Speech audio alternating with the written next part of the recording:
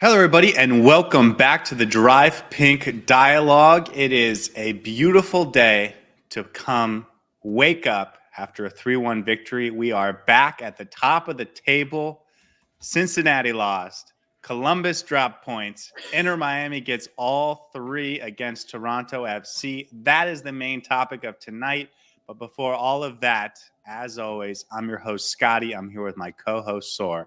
How you feeling tonight, man? I am feeling great. Nothing better than a post-game show where Inter Miami's won the game. We can finally say our confidence was not without measure. We, we were. I was less optimistic than you were, but here we are, 3 points secured. Every other team in the league got MLS'd except us, or every other big team in the MLS got MLS'd, and here we are, back on top. Big 4 days for Inter Miami standing in the table. Cincinnati drops 2, Columbus drops 2. I'm sorry, Cincinnati drops 6, 2 games. Columbus drops 2 points. Inter Miami sitting pretty at the top of the table. And the transfer window has officially opened. Before we get into the game, I want to talk about some of these little updates that have gone on with the team because the team, as we knew it, is going to change. And there's going to be outgoings. There's going to be incomings. We've already heard the first name, and that's David Martinez. And we can talk about him more in a second. But the transfer window officially opened this afternoon. Inter Miami can sign players. They can trade players. Things can happen very quickly. And I will add that a lot of, at least in my experience, the MLS reporters don't have incredible sources at Inter Miami. And so things can happen sort of out of the blue anytime. Moves are going to be made. It is the exciting time of the season when anything's possible. How you feeling about David Martinez? I love transfer season. I love transfer season for the exact reason that you mentioned. Surprising moves are made. It's always great to have a shiny new object and not to objectify the players, but it's always great to have a new player come into the team and bolster the squad. And David Martinez, the first name to come into the club this summer. Not one that anyone was expecting, as you said. The news just broke out of seemingly nowhere. And here we are on the verge of signing this centre back who was initially our first choice, plan A, before we signed Nico Freire. So I'll be honest, I have mixed feelings about this one because I think he's going to be a good fit into this backline. He's definitely going to improve our backline. But my biggest issue with him is how often is he going to be available and his fitness concerns. And I'm pretty darn sure that every single person in this chat is going to have the same concerns as me. I hate seeing players injured. Yesterday, we saw Christoph walk out as well, and we played another new backline, I believe, this combination of four we'd never played before. And I don't want another player coming in and getting injured from time to time and not being fully available. So we'll see how that plays out. But again, fantastic player. I believe he's going to definitely upgrade the backline. Strong, seems to be fast. It'll be interesting to see what his exact play style is and how well he fits into Miami's system. But I'm excited yet nervous at the same time. Yeah, he's a left-footed center back. This is the guy they wanted back in December. And honestly, River Plate should have sold him to us then because it has been an not ineffective, but certainly his value hasn't gone up over the last 6 months. He's barely played. River Plate has 2 starting center backs that play virtually every game. They have a young up-and-coming center back that they like to give game time. They have another center back. So he's found himself as a 5th choice center back, doesn't really get to play. And because of that, both the club and the player have decided it's time to part ways. As you said, there's the injury concern. As far as the public knows, he's been healthy all season, but he's only played 2 games. Again, he is the 5th choice center back. The club has, moved on mentally from him. So it shouldn't be that big of a surprise. It's like saying, why doesn't, Tyler Hall get more game time for Inter Miami, right? He's at that level of the depth chart. But again, this is the guy that Tata Martino identified as a player that they really want. He was really, really good back in 2021. It was sort of his breakout season at River Plate, also good in 2020, which got him the move to River Plate. And then 2022, a little bit worse, but started to get a few injuries. And then 2023 lost basically the whole season because of a patellar injury. And then he comes back at, this season, but hasn't played much because, like I said, River Plate's moved on. I think we have to give Tata Martino and Chris Henderson a little bit of faith because they've been very good at identifying talent over the last year. I don't think we've made a bad signing in terms of players versus their price tag. Even guys like Chelo Wigan and Facundo Farias or whoever you want to say, they haven't been poor compared to their price tag. And certainly Inter Miami's had their fair share of players that haven't lived up to what we paid for them. And considering that this is the guy they wanted back in January, you got to feel like this is a player that's going to come in and be a positive impact as long as he's healthy. There was some rumors that he was going to make a move to Pumas a month ago or, just under a month ago, and that he failed his medical. I'm not sure if that's true or not. The thing about something like that is the club, Pumas, wouldn't announce that publicly because they don't want to ruin his chances of getting a transfer elsewhere. But at the same time, because no one official will confirm it, it's easy to say it didn't happen. I've heard some reporters, and I don't know how trustworthy they are. I've just seen little snippets of them saying it was actually a contract issue, others saying it was the medical. So I don't exactly know, but ultimately, Inter Miami, I think, has been working on this deal for the last several weeks because they thought this was the guy that they wanted to replace Nico Frede with, and they get him. So that's good. You got to love getting the guy that you want. This was their number one target, and they got him. And so hopefully he ends up being the player that Tata Martino thinks he's getting. I think we should start our own rumor. We should start a rumor that the reason people are saying he failed his medical is because Inter Miami came in for him and he was like, you know what? I don't want to sign for Pumas anymore. I'm going to go sign for Inter Miami. And that's why they pulled the plug on that deal. And here we are, him signing for Inter Miami 3 weeks later. I think that sounds about right? Listen, my conspiratorial brain went there right away because we've known for just about a month that we were going to need a new center back. Maybe it was around the same time that the deal with Pumas fell apart. I think if we just say it very confidently and then we clip our podcast audio and make it look professional, we can clip that on Twitter and get it get it trending, and I think we'll be fine. I'll give a smile for the camera as well. Yeah. But I want to have a bigger discussion about the transfer window because we've learned a lot over the last 48 hours about the rules in MLS, and I do think that they greatly impact what Inter Miami can do. For a long time, there was this expectation that they were going to add a second buyout for both windows. So you'd have a buyout in the January window, you'd have a buyout in the summer window, and that would give you the opportunity to buy out 2 players. This was sort of the expectation. And then just earlier this week, Paul Tenorio reported that that wasn't going to happen. And so if Inter Miami was counting on that second buyout in order to buy out Nico Frede and open up that space, it's not going to happen. I mean, they might have some other way to make it happen. I don't know. But that sort of clear and obvious mechanism isn't going to be in play for the team. But that doesn't mean the rules haven't changed. And there's a new fun thing to think about with regards to what Inter Miami might be able to do. And that's the fact that they've now decoupled the U22 and DP rules. Before, you had to have one of your DPs be sort of below max TAM in order to, and not to get funky or crazy, but the reason we've had Leo Campana as a DP is in order to unlock all 3 U22 spots. And they've now decoupled that, meaning that Inter Miami can have 2 DPs and 4 U22s, or they can have 3 full DPs and 3 U22s. And if you pick the 2 DP 4 U22 route, you also get $2 million in allocation money. So before, we were thinking, okay, Inter Miami can clear Campana's DP spot by buying him down, and we can go out and get a full DP.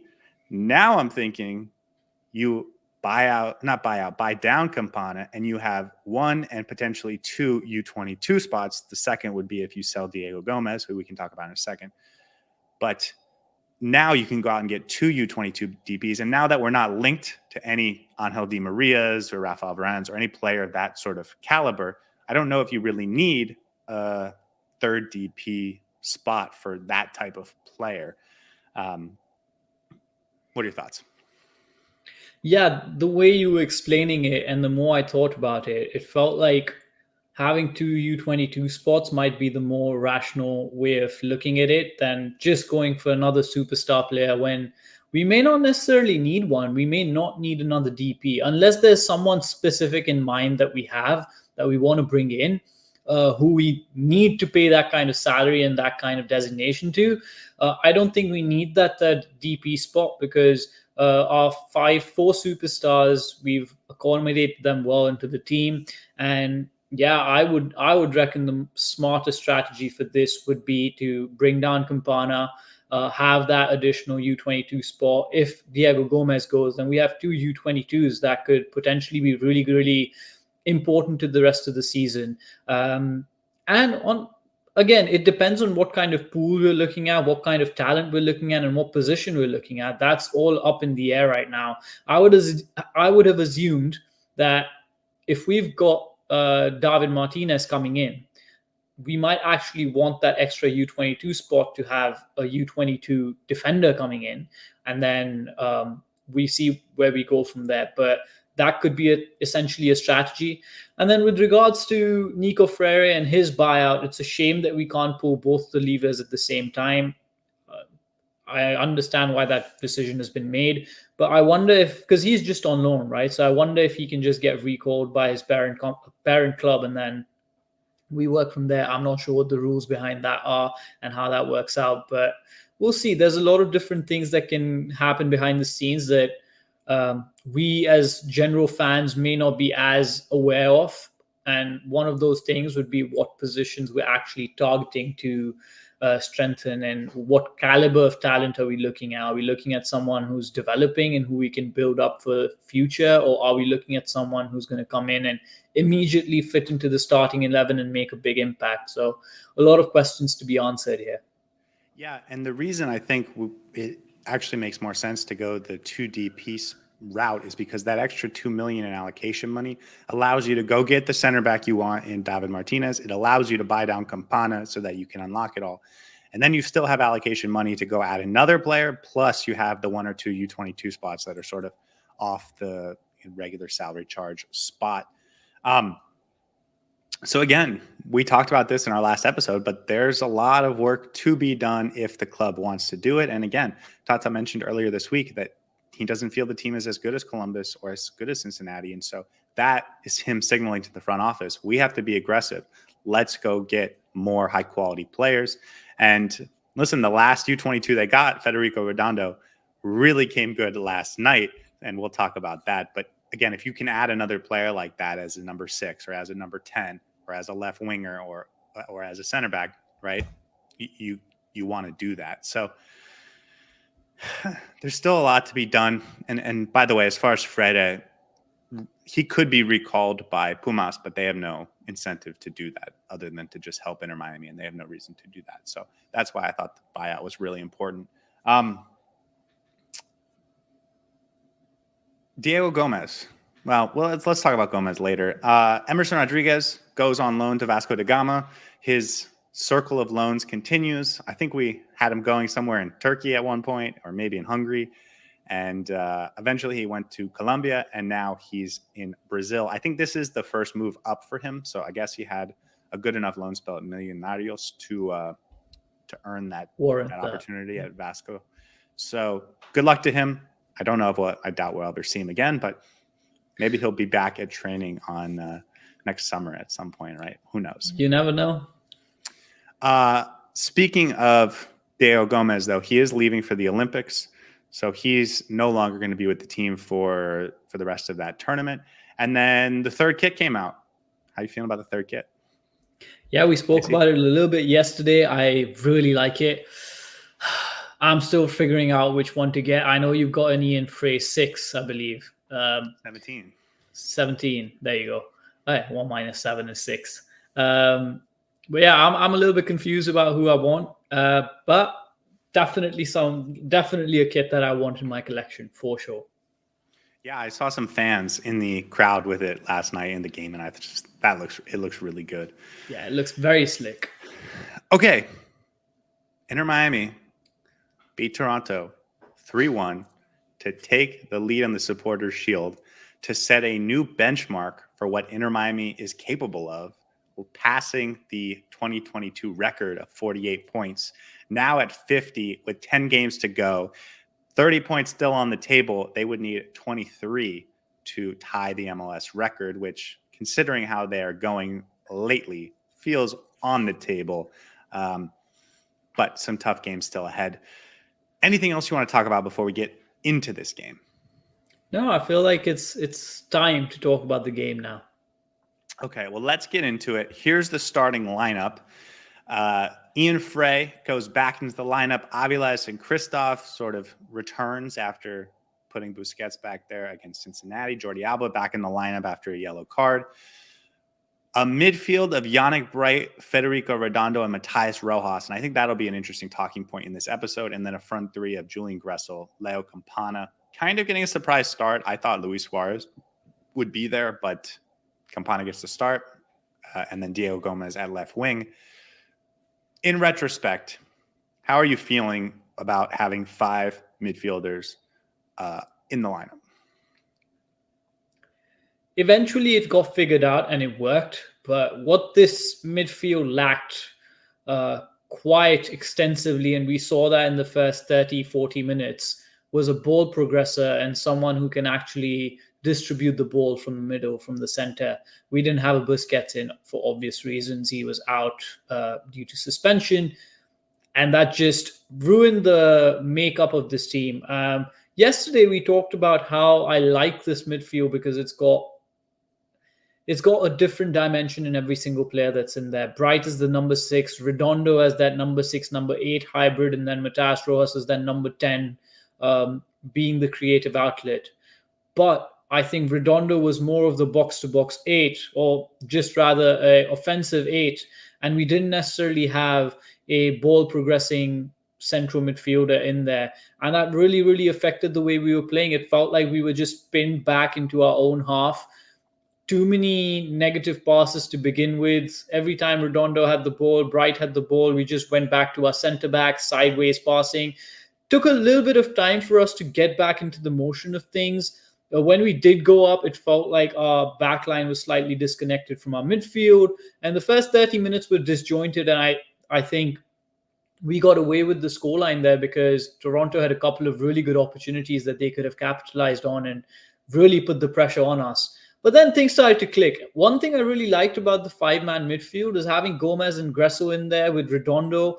They did a fantastic job of pressing. And you mentioned this in yesterday's podcast that we are going to press high with this personnel on the pitch. So there were some really good positives. We were winning the ball up in good spots. It just felt like at the start of the game, we weren't able to make the most of it.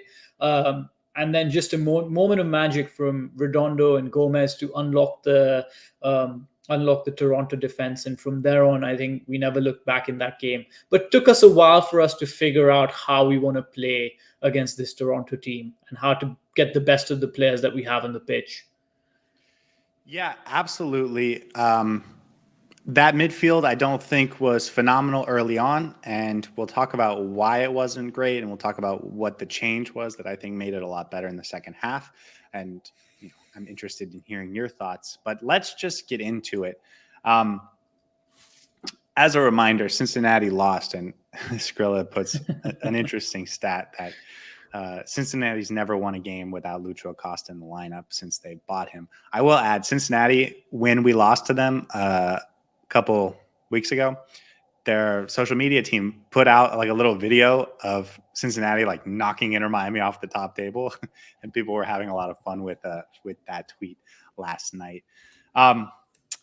Slow start to the game for both teams, for Inter Miami and for Toronto, but Toronto seemed to get their footing a lot quicker. I think Inter Miami was a little bit surprised with how Toronto lined up. They were playing in a back four, which was a little unusual. Richie Larea and Federico Bernardeschi were both playing on that right side, Same which was side. it was just tricky.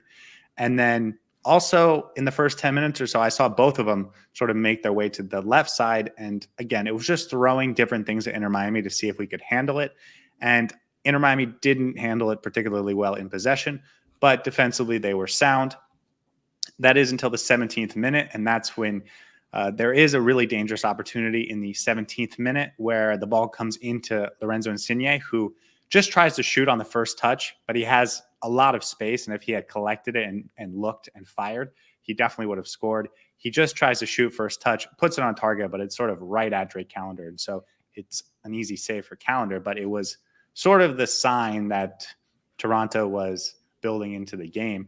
And then the second opportunity in the 26th minute, also worth noting, Bernardeschi beats Christoph.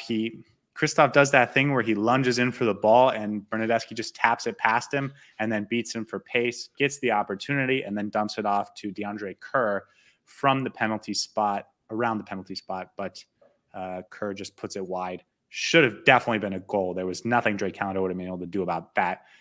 But for the first 20, 25, 30, 31 minutes, Inter Miami really struggled to progress the ball. They really struggled to hold possession.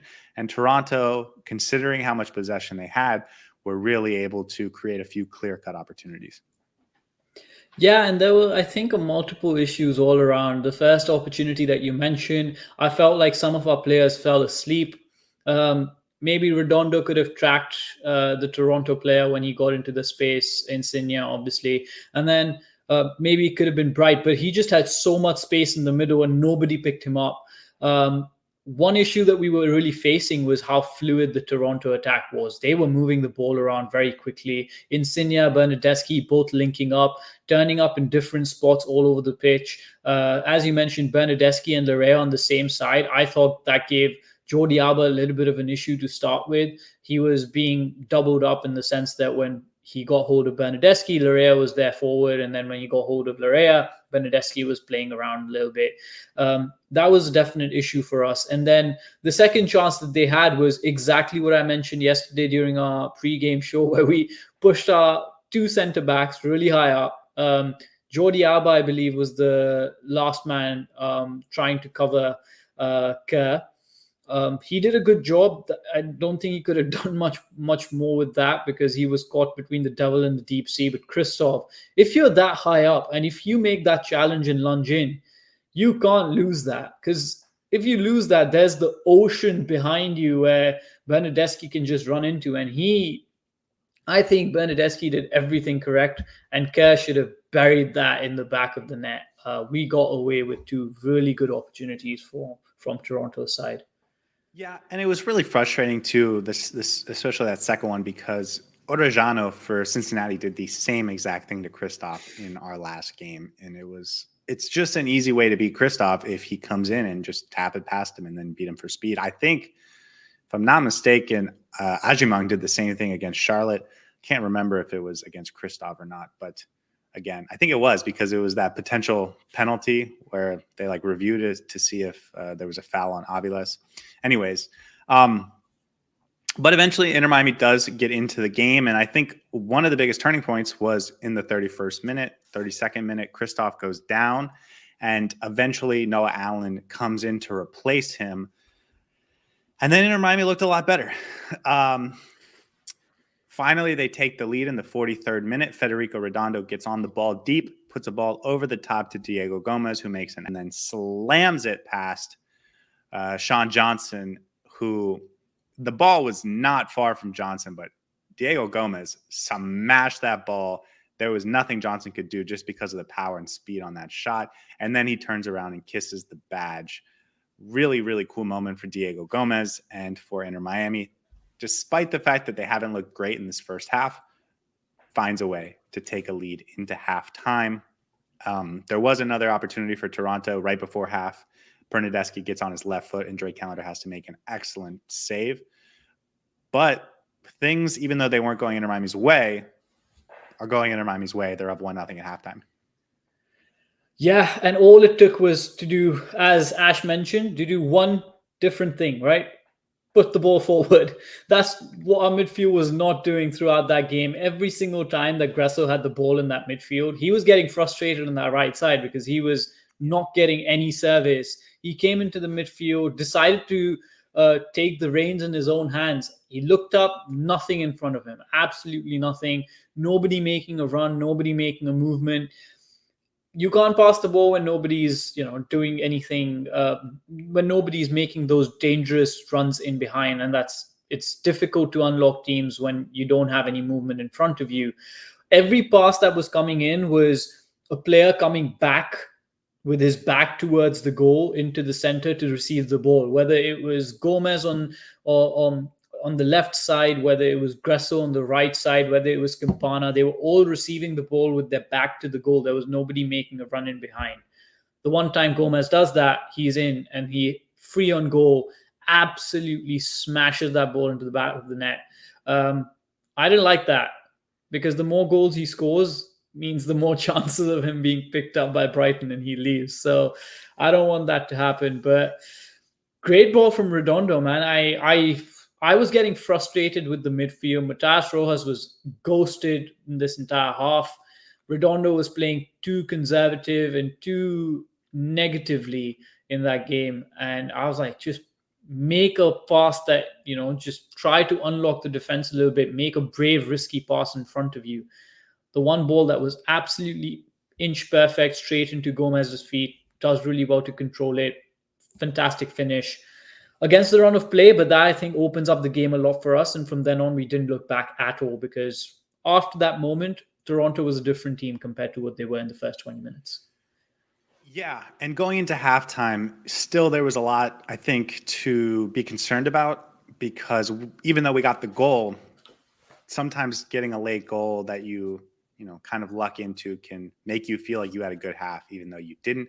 I was really concerned about Matías Rojas. I thought he was invisible in the first half. Like you mentioned, Gressel was coming back into the midfield trying to be a creative playmaker, but then when he would get on the ball, he had nothing going forward. So at halftime, I thought, let's switch Gressel and Rojas because defensively you had the athleticism to cover for Gressel. And then if you get Gressel the ball with Rojas in front of him, you have just an extra outlet for him to try and play the ball forward and create something positive. But like you said, the game changed in the second half. I thought Noah Allen coming in and just having a little bit more athleticism in the back allowed us to play a little bit more expansively. And then Toronto also kind of tried to push numbers forward and lost the midfield. The game became spread wide open, especially after that second goal, and Inter Miami took advantage. That second goal came in the 53rd minute. Ian Frey draws a foul. Gressel and Ian Frey have a little combination play where Frey draws the foul, and then on the ensuing free kick, Gressel puts in an excellent cross to the back post, and Redondo gets onto it with his head, puts it past Sean Johnson, and Inter Miami goes up 2-0, and at this point, it feels like Inter Miami's got this. Yeah, is Gressel now officially a Sir? I've knighted him. I knighted him yesterday after 6 contributions. Now he's got 7 contributions. He just can't seem to do anything wrong. He's been really stepping up these last few games, and every time he gets the ball on his right foot, every time there's space, it's bound to be inch perfect, that ball. And he got it on a free kick, delivered the perfect ball. Redondo with the composure to stay on side and head it straight into the goal. Fantastic finish. Much needed. Gave us a little bit of confidence going into that second half. And as I mentioned, the second half was very different once we actually got ahead because Toronto now had to come out to be able to get something from this game. Yeah. Like you said, they sort of started to come out to try and create something, and the midfield was just non-existent for the next part of the game and really for most of the rest of the game. Inter Miami gets the third goal in the 59th minute. Toto Aviles forces a turnover high, and the ball makes its way to Gressel, who once again puts in an excellent pass to the back post for Diego Gómez. This time, Gómez just one touches it towards back to the middle for Redondo, who just taps it in. And Inter Miami goes up 3-0. Game's over. Inter Miami can pack it up and get ready for the weekend. A few minutes later, that's exactly what Toronto did. And the game was relatively smooth sailing from there. Bernadeschi did get another nice opportunity in the 69th minute, but Drake Callender makes another big save. And then late in the 79th minute, Jaquil Marshall-Ruddy gets open and then finds Derek Etienne for a relatively easy goal late to make the score look a little bit better. And we can talk about what went wrong there and maybe what went right on that third goal for Inter Miami. But it felt smooth sailing in the second half. Yeah, and again, Gressler had the heart of it. That ball into Diego Gómez, who had the composure to lay it off to Redondo, who was in a really good spot. I felt like Campana was a little bit frustrated with that finish from Redondo because it felt like he was going to go for it. But overall, a fantastically constructed goal. I thought that was the best goal from Inter Miami of the game. Redondo really proving his worth in being a box-to-box 8 midfielder rather than a Busquets-like number 6. So might have to talk about him and how that position might not be for him, but he proved a valuable asset in this game. Yeah, that was dead and buried, wasn't it? It felt like the game was over after that. And, you talked about in that first 25 minutes how Toronto had a few opportunities, but in the last 25 minutes, and especially the last 10 minutes, Inter Miami had a number of opportunities. In the last 7 minutes, I was trying to get to my computer to make some notes, put my thoughts down on paper so I don't forget.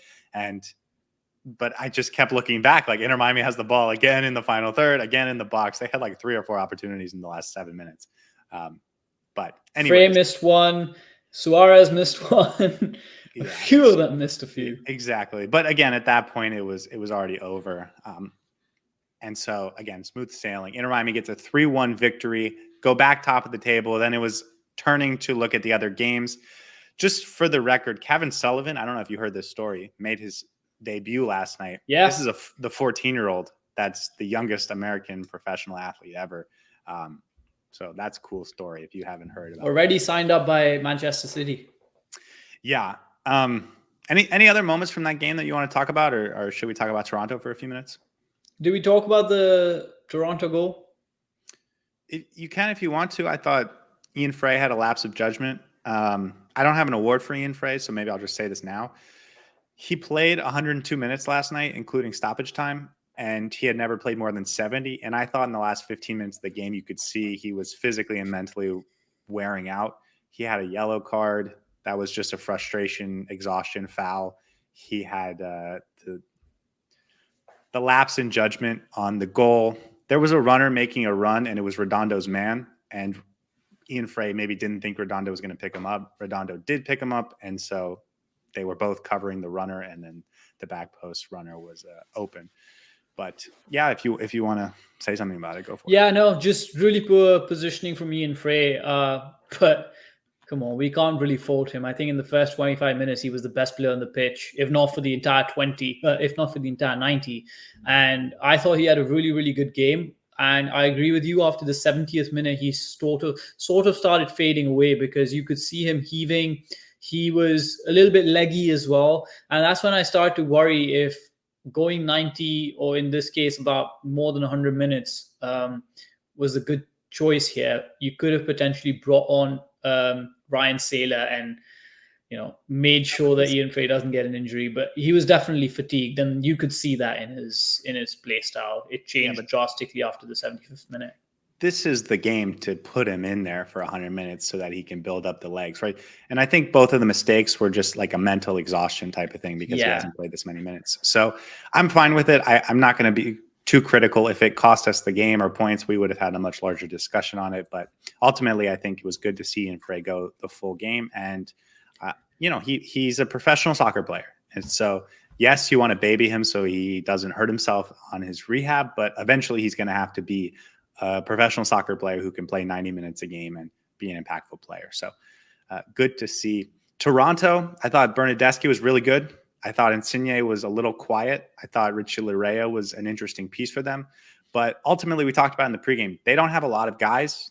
There's not a ton of talent.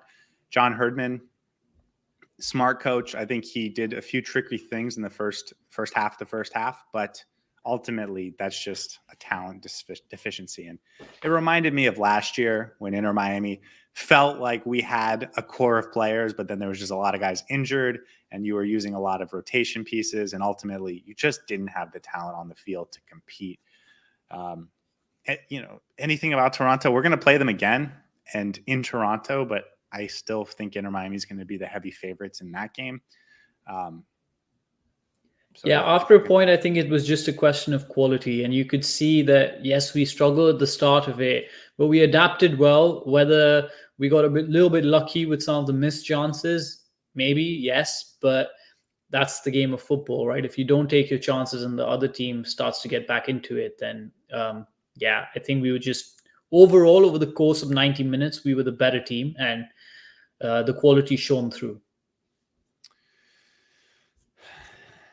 Okay, let's talk about the first half because Inter Miami really struggled to hold on to possession and, more importantly, to move the ball through the midfield into the attack.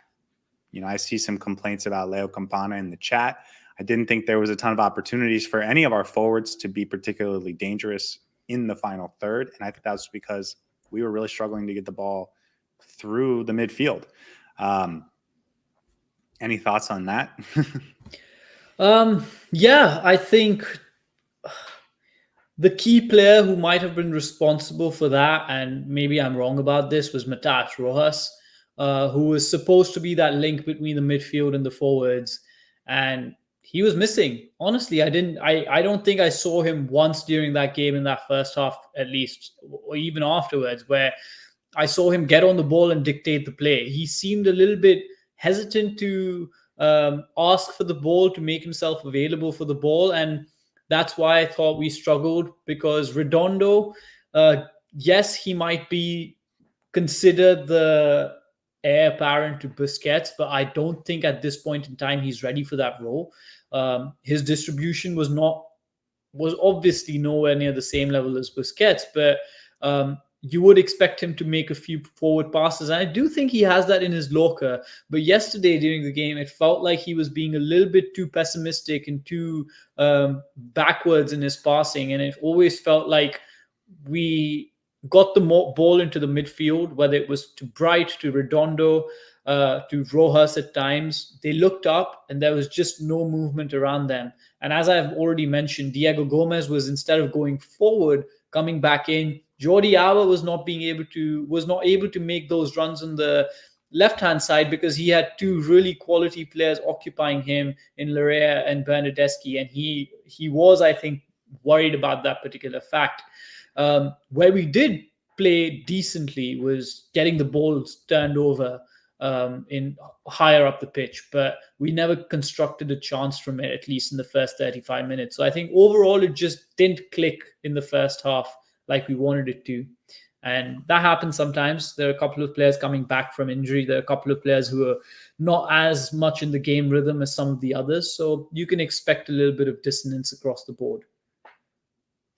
Yeah, I think you nailed it. I think this is, on paper, Matas Rojas' role, and he was invisible, man. And I was thinking about this a lot last night, and it was one of my 5 things we learned on the Heartbeat this morning. He doesn't play well in a congested midfield. We haven't seen that yet. And he, by profile, is a number 10, and you're not putting him in there to be a defensive stalwart. You don't want him to be a box-to-box midfielder. He's there to be a creative outlet and to be a creator and a ball progressor. And like you said, when he was getting on the ball, it felt accidental. It felt like the game was coming to him more so than him going and attacking the game. And then he wasn't even turning up and trying to make plays happen. He wasn't trying to make the game happen. He was just pushing it back and rotating the ball back around and stuff. So really disappointing first half from Matas Rojas. And I was thinking about this. We've seen him be very good as a 10. And even in the second half, I thought he was much better. But the difference was he is going to be good in the midfield when the midfield is wide open, when there's a lot of time and space on the ball, because he's very technical, he's very tricky. He can take guys on one-on-one, but also he can make those killer passes if he has time and space to make it happen. And so I realized that happens when Lionel Messi's on the field. We've talked about this a number of times, but Lionel Messi is on the field when Lionel Messi's on the field, the back line of the defense tends to play farther back. And so you get more space in between the midfield and the defense than you normally would. And that's the area that Matías Rojas can really operate in effectively. But without Lionel Messi on the field, that's the back line is not nearly as afraid. They step way higher up. There's way less room to operate. And so I'm now worried about Matías Rojas as a midfielder, or not worried, but I'm not as confident about Matías Rojas as a midfielder when Lionel Messi's not on the field. I don't know what you do with that information. If Tata sees something the same way, I don't know if he has any particularly good strategy to change that, but I don't know. That's just sort of what I'm thinking about Matías Rojas. No, that makes a lot of sense. He's very good at linking up plays. He's very good at the give and goes and making the movements. But yesterday, he wasn't surrounded by players who could do that. I'm looking at his stats, and I believe he has some 30-odd passes. As a number 10 who needs to be that creative outlet who unlocks the defense, I don't think he did justice to that particular role. I do think, though, he might be better with Busquets when Busquets takes that responsibility in the midfield to distribute the ball a little bit. And having someone like Busquets in the middle to, spread the ball around creates and moves the opposition backline a little bit, which inevitably creates holes for Matías Rojas to then play through. So that might work, but again, this is conjecture. And based on yesterday's game, I would agree with you. He needs somebody to play off of, in the sense that he needs somebody to give and go, pass quick and make the movements around him to be able to exploit his best abilities. And yesterday, he wasn't surrounded by players who did that, and it just didn't work out for him. I thought he was poor, to say the least. Yeah, and I thought he was a little bit better in the second half when the space opened up significantly for him. Not to go back to our initial conversation about the transfer market, but over the last couple of weeks, I've just thought more and more, man, if we could use a U22 spot on a really high-end number 10, that would be awesome, right? If you could get a guy like Thiago Almada for a U22 spot, this team would be in business. And I know that's probably silly, and it's not something I had been thinking about all season, but yeah, I would really like to see that now that I am getting spoiled. Noah Allen, he comes in, and all of a sudden, we go from a very, very unathletic back line against Cincinnati to a very, very athletic back line starting in the 35th minute against Toronto last night. And I also thought that had a big impact on us turning the tide of the game. We were able to play a lot higher up the pitch. And I felt that it was at that point that Jordi Alba and Ian Frey, especially Jordi Alba, got a lot more comfortable going higher up the pitch and trying to be dangerous in attack. I honestly thought the Noah Allen substitute, maybe because of the athleticism, maybe because there's a little more trust in Noah Allen, or maybe because Noah Allen just sits a little bit more conservatively and he doesn't make those, try and make those up the field tackles like Kristoff tends to do. That just opened up the team to be more expansive, and I think it helped us be creative in the second half and late in the first half. I was very surprised. I was surprised by two things. A, that he chose Noah Allen to come on instead of someone like Ryan Saylor, because we haven't seen Noah Allen play a good chunk of a game in a while, especially in that left center back role rather than as a left back. So I was very surprised to see him come on, and I was very surprised at how well he played and how well he managed his minutes, because as you mentioned, that was a big turning point in that game. And I'm not sure if it's having someone in the back line with the reassurance that, yes, you have pace in there now that allows some of the players to push up a little bit, or whether it was Toronto being a little bit overconfident in the fact that, okay, we have a second, third choice center back in that back line, we should go attack him, and then leaving spaces in behind. Could have been a mix of both, but I thought that substitution worked brilliantly. Well done to Tata Martino for actually thinking of Noah Allen and putting him in there.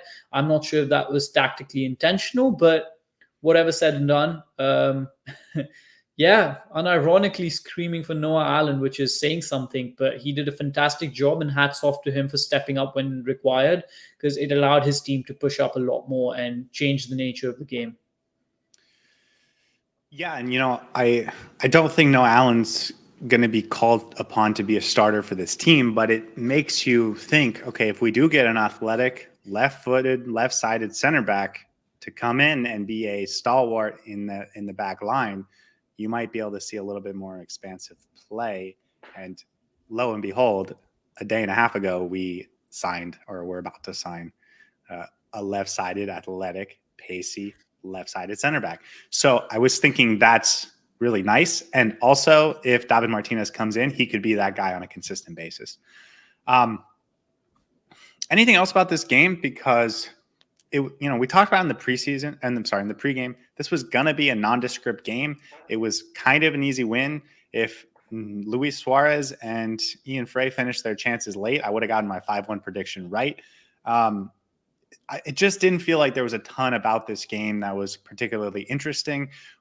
The tactics were not right at first, but the talent gap and talent advantage was so big that it didn't really matter, and we pulled through in the end. We're going to get to our awards, so we'll be able to talk about players on an individual basis at that point. But anything else from this game that you noticed team-wise? Yeah, I think for me, mentally, this was a really, really important game because we are coming off a really poor loss against Cincinnati. Yes, Cincinnati is one of the best teams in the league right now, but it's still 6-1 is inexcusable. So mentally, this was a big game for the players. And when the game started, I didn't think they were up for it. I think they were a little bit like a deer in a headlight when for the first 25 minutes, they didn't necessarily know how to deal with some of the pressure that Toronto was putting at us. But dealt with it really well, came back in the second half, completely changed the nature of the game, got a bit lucky, but sometimes you need luck in football. And looks like we're back on track for a record-breaking season in terms of points and back on top of the league table. So no complaints from my side at all. Okay, well then let's get into awards. Before we do, I just want to bring up this comment from Thomas. Thomas, I really appreciate the compliment on the heartbeat. It's fun to do, and I think it makes me know this team even better. But the compliments are really, really nice because you never really know if you're sounding like an idiot or not. So I appreciate that. Awards. We skipped awards. No, sorry. You skipped awards in our last episode because you were afraid to talk about that FC Cincinnati loss. And so I gave out all 6. I was really in mourning, okay? I was mourning the loss of Inter Miami's unbeaten record, which technically ended against Monterrey, but the second unbeaten record that we were going on, and now we got to restart again. Anyways, so we decided we're going to remix it up. I have no idea who gave out the man of the match 2 games ago, so we're just going to flip a coin for it. And today it landed on me. I will give out the man of the match. You will give out the heron that flew north, and then we'll give out 2 individual awards each, as we always do.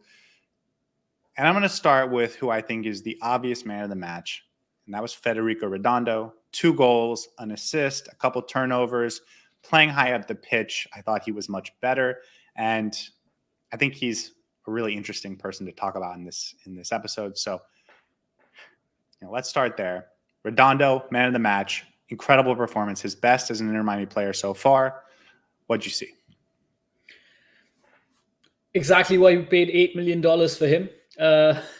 I am really surprised every time we have Redondo and Gómez as our not surprised, but it works. It just works. Redondo and Gómez together are both so efficient at getting turnovers in the right spots.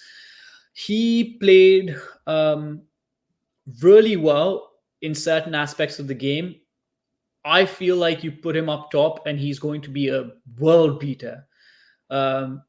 I think as a number 8, he's potentially the best in the league compared to any other youngster of his age.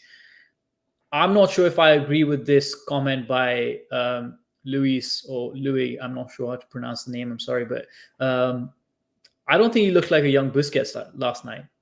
if anything, he played an out and out 8 position because, yeah, as Busquets would have been a lot more potent in his distribution, would have gotten the ball a lot more. I didn't see that from him. Yes, he tends to come out and get the ball a lot. He's very active in that, and I really like the confidence in which he organizes the defense. But his positioning is still a little bit left wanting, and I think his passing is a little bit too negative for him to be categorized in that Busquets role right now. But all of that, I don't want to talk about his negatives because his performance was phenomenal when we needed him, and he was in the right place at the right time, doing exactly what a number 8 should be doing, and his best game in an Inter Miami jersey for sure. Yeah. Listen, he came back on the ball in the first half and put up a really nice forward ball to Diego Gómez that led to our first goal. And I think if you clip that play out and a few more like it, and then you see how tall he is and you see how lanky he is, and he is good with his feet, he's very technical in short spaces, you can see why people watching a highlight video would compare him to Sergio Busquets. They would say he's the next Busquets, and he has the pedigree to think he has a huge future. And I get all of that. But my biggest takeaway last night is that we saw what it is. And it's not Busquets. It is, as you mentioned, him playing higher up the pitch. He is a much better player in the opponent's half of the field than he is in our half of the field. And that's both offensively and defensively. He is a very good presser high up the pitch. He creates turnovers. He hustles a lot. But when you are in your own half and you have to settle into a block and you have to be very disciplined in your movements and you have to be very good at picking up runners and you have to be well positioned and you have to see the field, those are the areas he struggles with. But when it comes to just getting after it and trying to win the ball, he's excellent at that. And you do that in the opponent's half of the field. As we saw yesterday, and I think we probably assumed was true, he's very good on set pieces. He has that big body. If he gets his head on the ball, he can put it in the back of the net. We also saw that he can make those late runs into the box to be a dangerous weapon there. We've seen that a couple times this year. My thing about Federico Redondo, and we saw it last night, is that he's better in the opponent half than he is in his own half. And so you don't want him to be a 6. You don't even want him to be a dual pivot 6 where he's playing alongside Busquets. You want him to be higher up the field. I don't want to categorize it as box to box. You want him to be pressing high up the field and be in dangerous spots so that if you do win turnovers up there, whether it's from him or not. And by the way, he was part of the he had another anyways. I don't want to get it wrong, so I don't want to say anything. But if you get him higher up the pitch, whether he's causing the turnover or whether he's high up the pitch when you get the turnover and then he's in space, he can be dangerous. That's where he's going to be successful. That's where he's going to thrive. That's where you want him if you're Inter Miami. So I think we have to put to bed this next Busquets comment. That's not what he is as a player. He's not a 6. He's not a deep lying playmaker, even though he does have 1 or 2 of those in his arsenal, like we saw on the assist. He doesn't do that consistently. He's a player that you want in the opponent's half of the field. I rest my case. Not a 6, but higher up the pitch. I think you nailed it with the comment that he's better in the opposition half than he is in his own half. And in any case, he had a brilliant game, a hand in all 3 goals, and hopefully once he's back from the Olympics, he can make our playoff run that much sweeter by putting on these performances on a regular basis.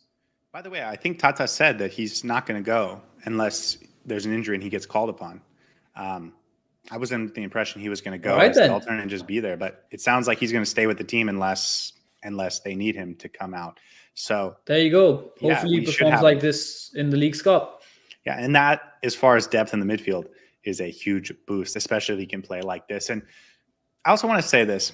Last year, we saw Diego Gómez really struggle to adapt to the league. He played 3 months at the second half of the season. He didn't really adapt. And then he came back this year and was an entirely new player. Redondo's been here for about 3 months now. Maybe he's starting to turn the corner into being this super dominant elite midfielder that we thought we were getting when we bought him. And it just took him a couple months to find his way in this league. I still think having Yannick Bright behind him really helps. I still think if you put Busquets there, it might not be as effective, but that's a problem for another day. He had an excellent game, and I think he deserves a lot of plaudits for this. Your turn to give out the Heron That Flew North. For those that aren't aware, our Heron That Flew North award is the award for the player that's doing the wrong thing. Florida herons don't fly north for the winter, so if you see one doing that, you're going to have to call it out as a bird doing the wrong thing. It's a perfect analogy for the following player in last night's game. Take it away. Now, this heron never even left the nest or the training field last night, and that is the one and only Matías Rojas. We've talked about him already. We've mentioned how he was ghosting invisible through the first half, had a better second half, but didn't necessarily contribute much to the game.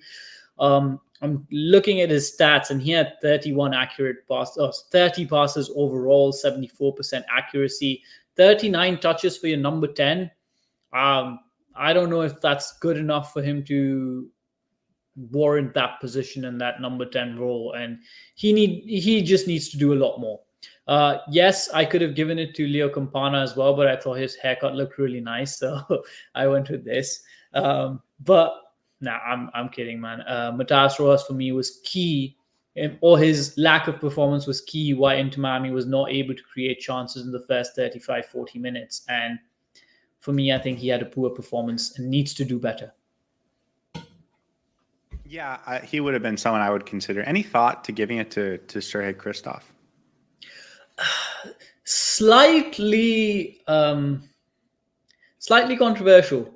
He didn't play a full game. So maybe if he played a full game, I would have given it to him. He played 37 minutes, 30 minutes. If you come on for 7 minutes and give up the game-losing goal, you get the Heron That Flew North. That's just how it is. No, he's not the heron that flew north. He's just the heron that flew back to the nest a little early. That's it. He just needed a quick shower. No, okay. No consideration. No, listen, I think the Rojas one is fine. I did think he was a little bit better in the second half, but again, I think that was only once the game suited him perfectly.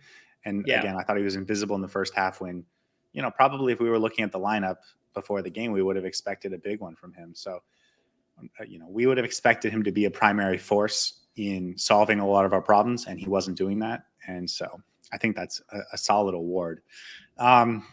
Yeah, Thomas has a comment here saying, "What exclamation mark?" I'm guessing that's to my comment about Campana's hair looking good. I was joking. That is not my. That was me being sarcastic. And yes, I agree with you. Campana was dire, but maybe I have an award for him later. So we'll see. Yeah, listen, the haircut looks great if you score a hat trick, and it looks bad if you don't have a good game. My first award is the Presidential Medal of Freedom Award. And it's not an award, it's a medal. But it's the Presidential Medal of Freedom. The Presidential Medal of Freedom Award. Has to be Drake Callender, right? You want to explain that, guess? Because he's American. He looks like Captain America, and he brought out his shield yesterday and saved all those amazing shots that were straight at him. And as you know, Captain America is a representation of freedom and everything that stands for liberty in this country. And that is why Drake Callender is the recipient of the Presidential Medal of Freedom Award. Thank you for your services, Captain Drake. The Presidential Medal of Freedom is the highest civilian honor in the U.S. It's given out by the president, and it's for civilian acts, right? Not a military medal. And I think, based on the incredible, short but incredible term of service that we just got from Diego Gómez, that he deserves a medal on his parting game. He scores a goal, and then he immediately kisses the badge. I think he knows that last night was his last game at Inter Miami. He was great, had an assist. He was the pace over the top that opened the game up. It's going to be a sad moment when he leaves, but right now I just want to think about all the happy memories He hasn't played a ton of soccer this season, but he has been unbelievably impactful when he has. It's a real shame that we lost him for a couple months because of that ankle injury. He's been so good this year. He's going to the Olympics. Hopefully he has an incredible time. Hopefully he gets a medal with Paraguay. And I think that he's going to fly from Paris to the south of England and sign for $15 million with Brighton. I think last night was the last time we saw him with Inter Miami. It's interesting that you mentioned the last bit where you said that he's going to fly from Paris straight to south of England to sign for Brighton, because I had an award for him that was called the TSA Pre-Check Award. So, yeah, I completely agree with you. If I was a little bit emotional, I would have definitely shed a tear for the speech that you just gave about Diego Gómez. What an impact player, and a testament to how well he has adapted after a difficult season last time around. And in the pre-Olympics, he was absolutely fantastic. There were question marks about whether he can actually improve that form for Inter Miami, and turns out he can do even better. So absolutely a brilliant servant for this club. Made some really impactful contributions in a lot of games, and it's a shame if this is his last game. What a thunderous goal, and a round of applause to go out to. So thank you, Gómez, for all your contributions, and maybe see you soon. If not, good luck in England. Yeah, and listen, he's a player that I'm going to be a fan of forever. I think honestly, if I already had an Ian Frey shirt, I probably would have gotten a Diego Gómez kit, because he's been so fun to watch. One of my favorite players on the team now, and I hope he does go to the Premier League, because I actually do watch the Premier League, and I'll be a big fan of him forever. If he does end up at Brighton, they have an incredible track record of developing young players, and so I'm sure he will be on to bigger and better things, but he will always have that memory. And this game where he scores and then he immediately kisses the badge, I think that was his acknowledgement of saying, this is my last game, but I want to go out a winner. And certainly we did that. What's your first award? All right, my first award is the Wait a Minute Award. The Wait a Minute Award, for reasons that make perfect sense, is going to go to Julian Gressel, because it took us a minute to see what he was really capable of. But now he's a superstar. He's third on the team in goal contributions behind Messi and Suarez.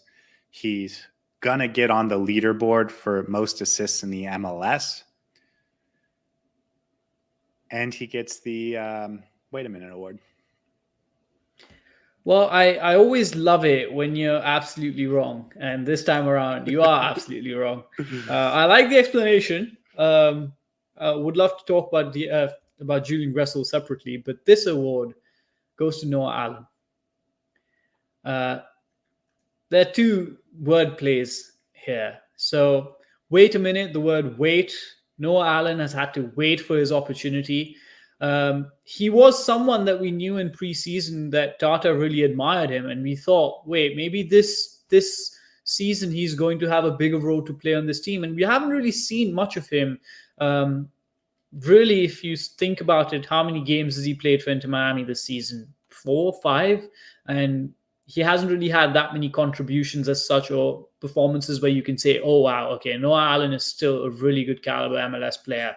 So I was like, okay, he's had to wait for his chance. And then wait a minute is like, oh, wait a minute. Maybe he does have a bigger role to play once we let go of Christoph. And maybe he does have a role to play in that left center-back position when we want to play high up against lesser quality teams.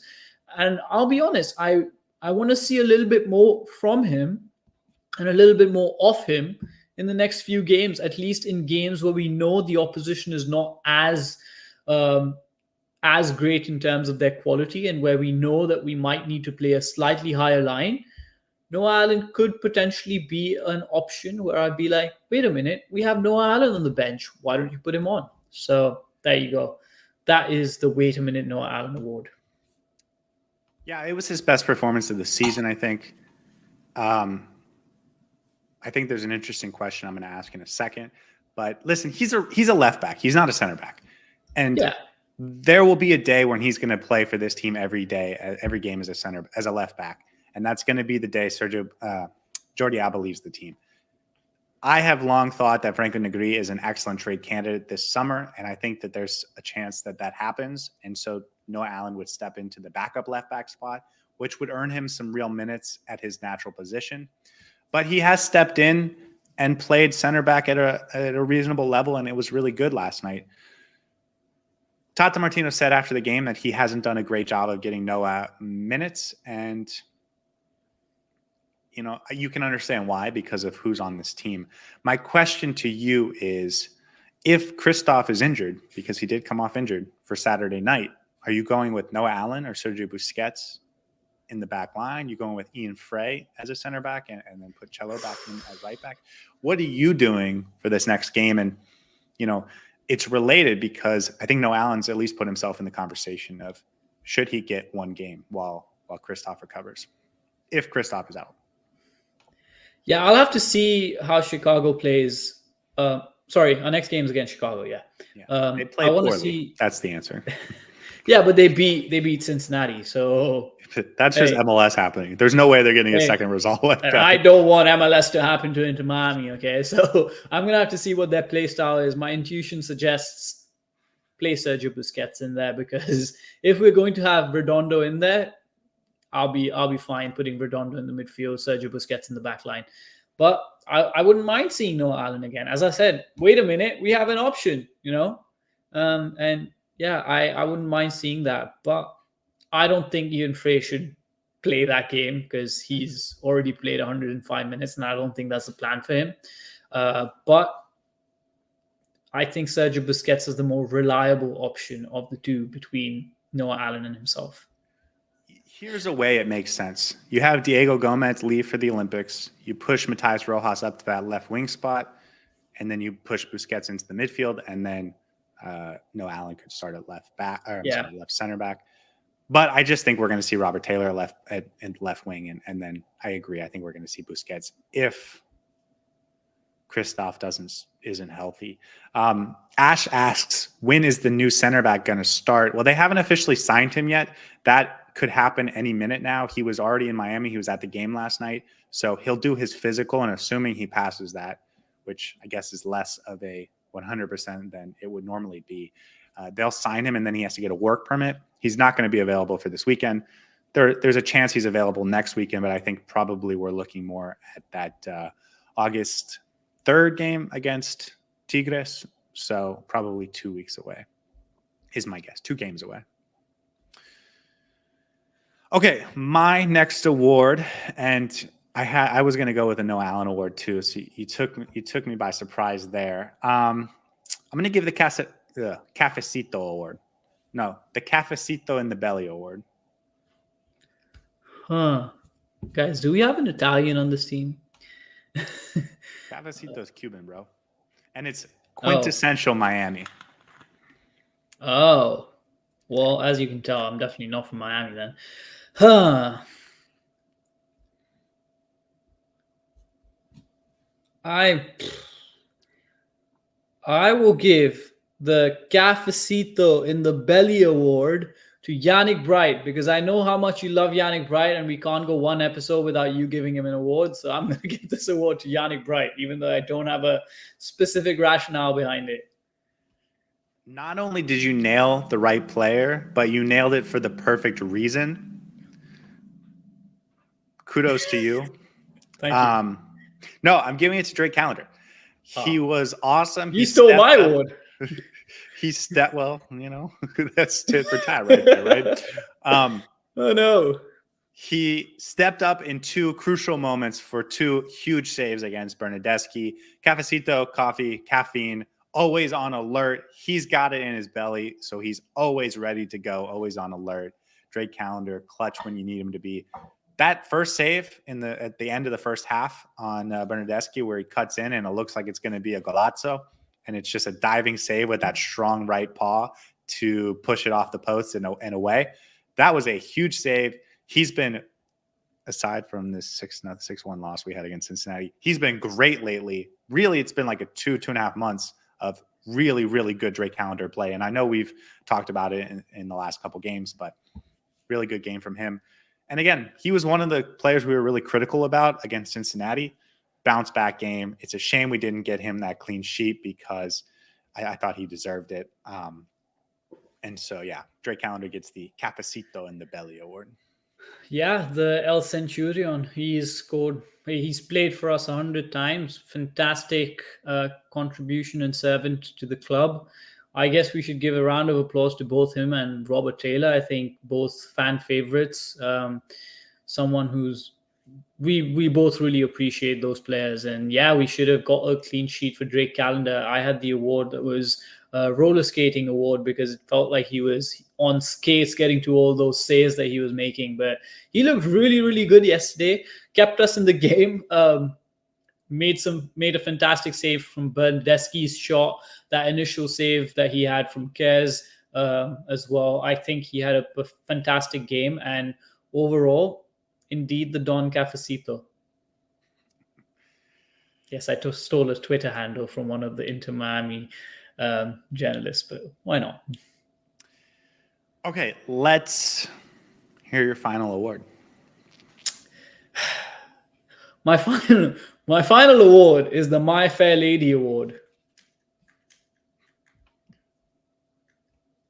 You know, the thing is, this was an excellent game, and there's a lot of players that are award worthy.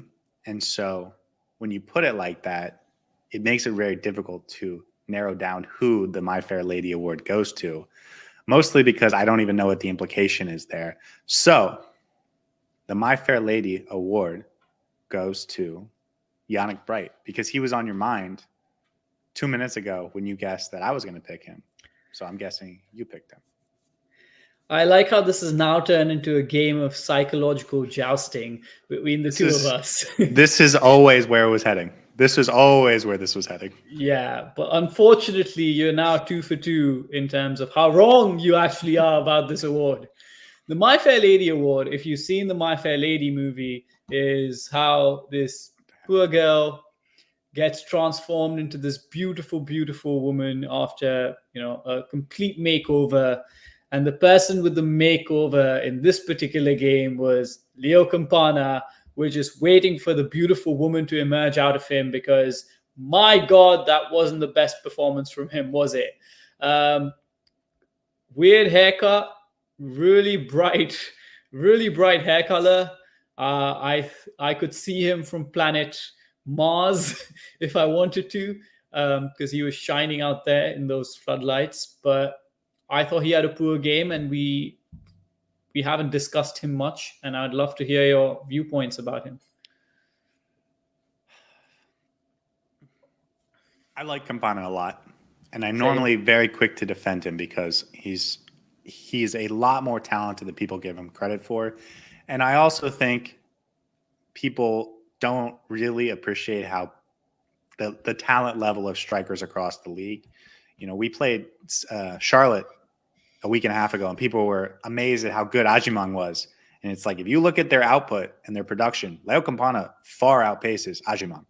And that, I think, is true on a per minute basis of a lot of players that are starting strikers in this league.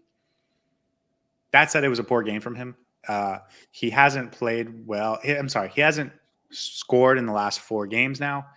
But I don't think he's played poorly. I think he's been put in situations where the team's really struggled to create anything going forward other than Julian Gressel just whipping balls across. And in those situations, he ends up finding the guy that's open free while Campana's sort of being covered by the 2 center backs. But this game, I did think he was poor. That third goal, you could tell he was frustrated. The Diego Gómez puts the ball centrally, and it goes to Redondo, who taps it in. And I think if that had gone to Leo Campana instead, and he got the goal, we would be having a much different conversation. He looked frustrated that it didn't go to him, and you can just tell he's sort of in the I have to press, I have to work hard. But ultimately, we talked about the entire first half. We weren't able to get the ball into the final third effectively. We weren't able to progress the ball. And even though it was a little bit better in the second half, Campana wasn't really given opportunities. That said, he had a little bit of a poor touch. He was finding himself a little bit lost. And unlike in a few of the previous games where he was going up against really good defensive players, that wasn't really the case in this game. So I don't understand the My Fair Lady implication, but sure, he gets the My Fair Lady award. It's fair. I trust you. Poor form, but I think he's just going through his Julian Gressel phase. And now that Suarez is back, he needs a little bit of a rest before he can get back into it.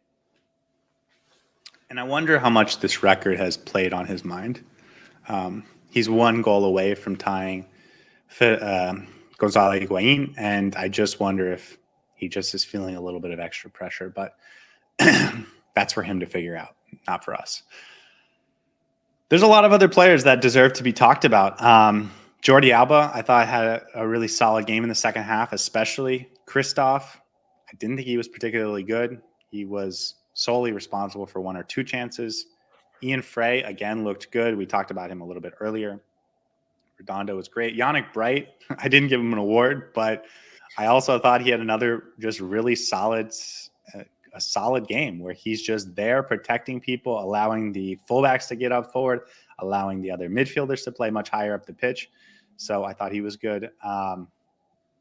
Julian Gressel just keeps on chugging out those assists, and Luis Suarez makes his return to the field. We haven't seen him in quite some time, and so he comes off the bench, but puts in 30 plus minutes and creates some opportunities. Had a really nice pass to create an opportunity almost immediately after he came on, but also missed some opportunities late, which is sort of was the theme of his Copa America, other than when he finally scored in the third place game. So we'll see if that carries over. But as we've seen, he can get hot in a hurry, and I expect that to happen soon. Yeah, I'm not worried about Luis Suarez by any means. Could have had a goal, and I'm glad that he's back now because in the absence of Messi, we can have another player making the MVP charge, and hopefully he gets a bunch of goals in the Leagues Cup as well. Because if Messi's out for the entirety of the Leagues Cup, we will need Luis Suarez to have the level of output that he's produced for us in the past. But yeah, as you mentioned, quite a few players to discuss. I thought Alfonso looked good when he came on. He looked sharp and bright as he always does usually. Robert Taylor was, I believe, I liked him. I liked when he came on, and a few actions that he had were good. Had a really good shot that was slightly wide. Maybe he could have passed that, but he looked energetic and ready. Maybe he was a bit gutted to have missed out for Diego Gómez, but I expect him to start next game. And yeah, overall, a lot of good players, a lot of good performances. Started off iffy, but overall, I think we did a good job of this game and deserved the 3 points at the end. You mentioned Leo Messi's injury. We haven't actually talked about that. He got hurt Sunday at the Copa America final, and I'm sure all of you know this by now. It's unclear exactly how long he's been out. Inter Miami put out an official word that they don't want to put a timeline on it. Is that for marketing purposes? Is that because they're not exactly sure how long it's going to take? You can be conspiratorial or not if you want. He was in a walking boot yesterday, but he was at the game. So good to see he's back in Miami, and hopefully it's a 3-week thing and not a 8-week thing. Cincinnati lost because they are losers, and Columbus won. I'm sorry, Columbus drew because they are drawers.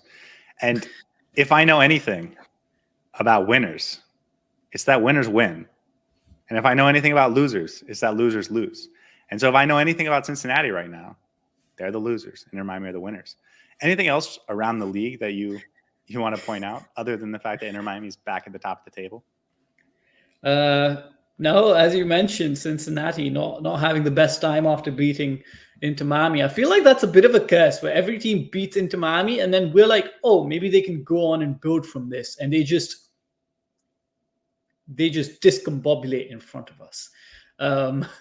And that's what happened with Cincinnati. We've put a curse on them, and hopefully they don't win the next few as well, because once Leagues Cup's over, we're going to meet them again, and I don't want to meet them in good form. I want to meet them when they're losers and not winners, as you so eloquently mentioned. Yeah, well, I do think the Leagues Cup is going to be really interesting, and we haven't talked about it much on this podcast, and we will after Saturday, but there's going to be momentum built through Leagues Cup that is going to carry over into the final stretch of games in the MLS. Before we wrap it up, there was a question earlier in the chat that I wanted to go back to from Skrilla. Do you guys think that Miami will replace Gómez with another U22 or not, because Facundo Farias is coming back next year? You want to give your thoughts?